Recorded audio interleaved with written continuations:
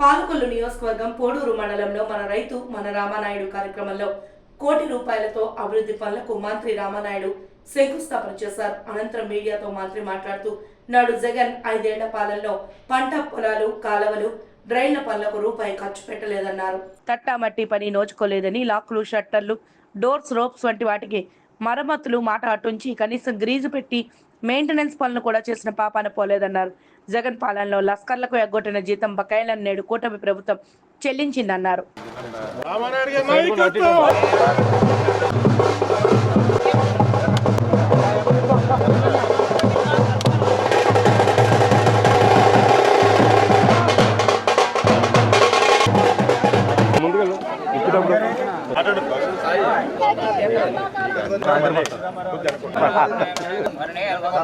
కొంచెం సైడ్ కొండ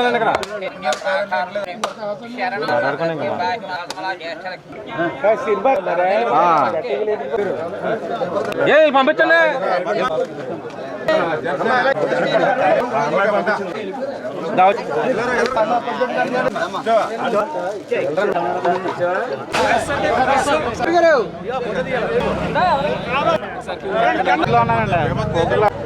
ఆలయాలు కూడా కవర్ అవుతారు.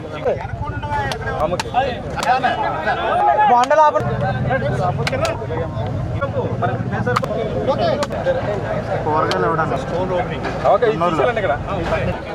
ఇంకా ఉన్నాయి కదా.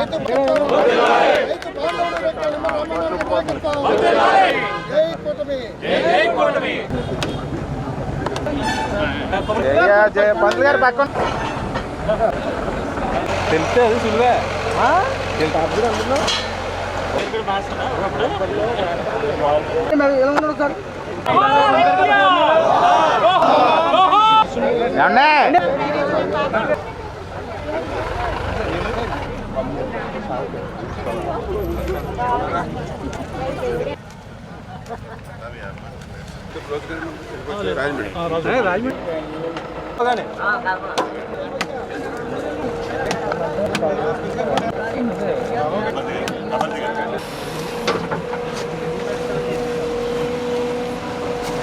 మర్చిపోయారు.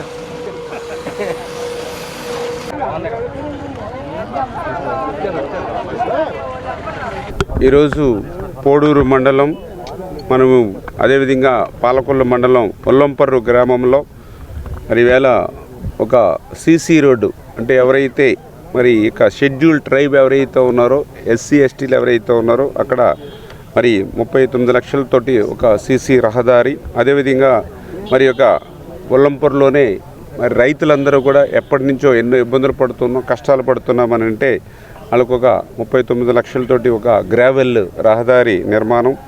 అదేవిధంగా ఇప్పుడే మనం చూసాం జున్నూరు గ్రామం పోడూరు మండలం రామసేతువ ఛానల్ మీద 26,10,000 ఏదైతే అక్కడ ఒక గ్రావెల్ రోడ్డు. మరి అదేవిధంగా ఇప్పుడే మనం ఒక డీసిల్టింగ్ మరి ఒక 8,10,000 అక్కడే జున్నూరు. అదేవిధంగా ఏదైతే వేడింగి గ్రామంలో ఇక్కడ ఒక 7,30,000 ఒక డీసిల్టింగ్, అంటే ఏదైతే మట్టి తీసేటువంటి కార్యక్రమం, పుడికి తొలగించేటువంటి కార్యక్రమం. ఈ రకంగా 1,19,00,000 రూపాయలు ఈరోజు మరి ఇక 2 గ్రామాల్లో మన పనులకి శంకుస్థాపన చేయడం జరిగింది. ఇప్పుడే రైతులు చెప్తూ ఉన్నారు, గత 5 సంవత్సరాల పాలనలో ఏ డ్రైన్లో కానీ ఏ కెనాల్లో కానీ ఒక తట్ట మట్టి తీసినటువంటి పరిస్థితి లేదు.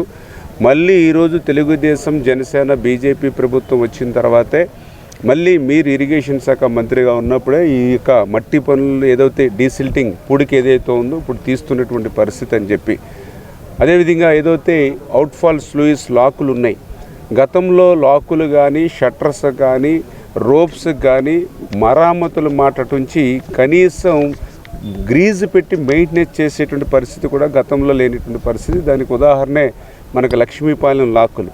మొన్న ఒక లాకు గేటు పోయి మరి నీరంతా కూడా రివర్స్లో వచ్చి వేలాది ఎకరాలు నక్కల డ్రైన్లో ముంపు గురైనటువంటి పరిస్థితి. అదేవిధంగా కాజా అవుట్ఫాల్ స్లూయిస్ గేట్లు పోయి మరి వేలాది ఎకరాలు గోదావరి నీరు వెనక్కొచ్చి ముంపు గురైనటువంటి పరిస్థితి. ఆ రోజు వైఎస్ఆర్సీపీ మంత్రులు ఆర్భాటంగా వచ్చారు. ఆ రోజు వైఎస్ఆర్సీపీ ప్రభుత్వంలో కలెక్టర్లు వచ్చి విజిట్ చేశారు. కానీ ఎక్కడ కూడా ఒక్క రూపాయి కూడా నిధులు మంజూరు చేయనటువంటి పరిస్థితి, పనులు ముందుకెళ్ళినటువంటి పరిస్థితి. ఈవేళ మళ్ళీ అవుట్ఫాల్ స్లూయిస్ అన్నింటినీ కూడా మళ్ళీ దగ్గర మొన్ననే 12 కోట్ల రూపాయలు పెట్టి ఏదైతే కాజ్ అవుట్ఫాల్ స్లూయిస్ కానీ మాధవపాలెం కానీ లక్ష్మీపాలెం కానీ ఇవన్నీ కూడా మళ్ళీ టెండర్స్ పిలిచి ఇప్పుడు మళ్ళీ ఈ యాసకాలంలో ఆ గేట్లు మరి అన్నీ కూడా కొత్తవి ఏర్పాటు చేసేటువంటి విధంగా పనులు ప్రారంభించినటువంటి పరిస్థితి. అంటే ఈ రకంగా రైతులకు సేవ చేయాలనేటువంటి తలంపు, ప్రజలకి సేవ చేయాలనేటువంటి తలంపు ఉన్నటువంటి నాయకులు తెలుగుదేశం కానీ జనసేన కానీ బీజేపీ కానీ 9 నెలల మా పరిపాలనా కాలంలో అంటే ఈ వచ్చిన వెంటనే ఇన్ని అభివృద్ధి కార్యక్రమాలు చేస్తున్నామంటే మాకు ఆ పనుల మీద ఒక చిత్తశుద్ధి, అంటే రైతులకు సేవ చేయాలనేటువంటి తలంపు అణువణువున మాలో ఉంది కాబట్టే ఆ పనులు చేయగలుగుతున్నాం.